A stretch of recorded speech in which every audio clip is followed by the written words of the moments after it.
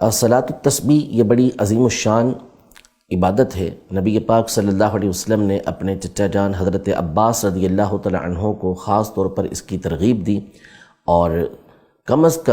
کم زندگی میں ایک مرتبہ پڑھنے کا تو ارشاد فرمایا کہ ویسے تو بندہ چاہے ہونا یہ چاہیے کہ روز پڑھ لے، ہفتے میں ایک مرتبہ پڑھ لے، مہینے میں پڑھ لے، سال میں ایک مرتبہ پڑھ لے، ورنہ کم از کم زندگی میں ایک مرتبہ پڑھ لے تو اس سے اللہ پاک ظاہری باطنی بڑے چھوٹے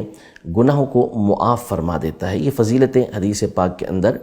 آئی ہیں۔ اس کا طریقہ کار یہ ہے کہ بنیادی اعتبار سے اس میں جو چیز زائد ہے وہ یہ ہے کہ ایک تسبیح ہے سبحان اللہ والحمد للہ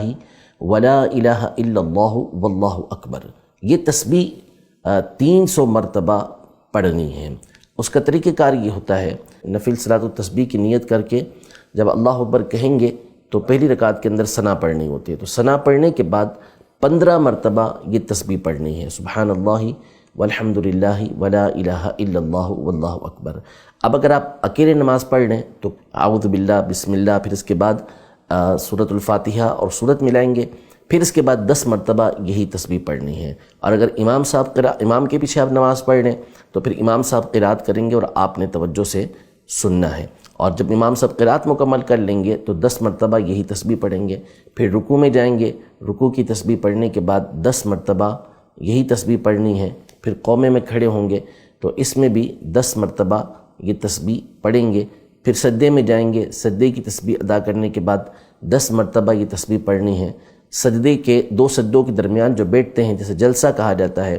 اس میں بھی 10 مرتبہ یہی تسبیح پڑھنی ہے، پھر سجدے میں جا کر یہ تسبیح 10 مرتبہ پڑھنی ہے۔ سجدے کی تسبیح پڑھنے کے بعد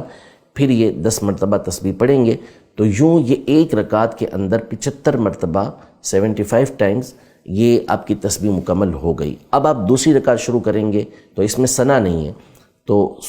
قراءت سے پہلے ہی 15 مرتبہ یہ تسبیح پڑھنی ہے، اور پھر اس کے بعد قراءت کے بعد دوبارہ 10 مرتبہ یہ تسبیح اسی طرح جیسے پہلے بتایا گیا یہ رکعت بھی 10 تسبیحات کے ساتھ مکمل کرنی ہے۔ پھر جب اتحیات میں بیٹھیں گے تو وہاں یہ تسبیح نہیں پڑھنی، بلکہ اتحیات پڑھ کے درود ابراہیمی پڑھ کر دعا پڑھ کے کھڑے ہو جائیں گے، اب دوبارہ ثنا سے ابتدا کریں گے، اور اس میں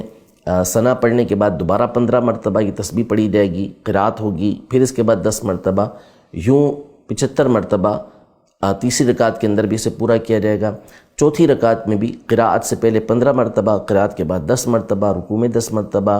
قومے کے اندر 10 مرتبہ، سجدے کے اندر 10 مرتبہ، سجدے کے درمیان جو جلسہ ہوتا ہے اس میں 10 مرتبہ، پھر دوسرے سجدے کے اندر 10 مرتبہ۔ یہ مکمل کرنے کے بعد اتحیات میں بیٹھیں گے، اور اتحیات پوری پڑھ کے درود ابراہیمی پڑھ کے اسی طرح دعا پڑھ کے سلام پھیر دیں گے، تو یوں آپ کی صلاۃ التسبیح یہ مکمل ہو جائے گی۔